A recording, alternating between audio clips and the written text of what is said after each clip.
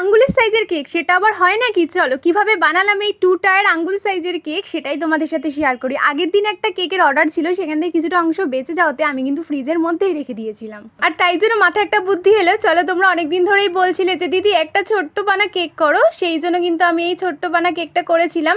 আর এই প্যালেট নাইফটা দেখছো, প্যালেট নাইফটা কিন্তু আমি নিজেই হাতেই তৈরি করেছিলাম।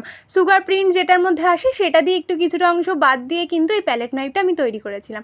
আর এই যে একদম ছোট্ট যে কেক না, এইটা করতে কিন্তু খুবই প্রবলেম হয়। আর কাদের বলো তো এই ছোট্ট ছোট্ট কেকগুলো দেখতে খুব ভালো লাগে আমার মতো? আমার কিন্তু বড় কেকের থেকে কিন্তু ছোট কেকগুলো দেখতে খুব কিউট লাগে দেখতে। সেই জন্য কিন্তু আমার বারবার মনে হয় ছোট ছোট কেকের অর্ডার আসলে ভালো হয়।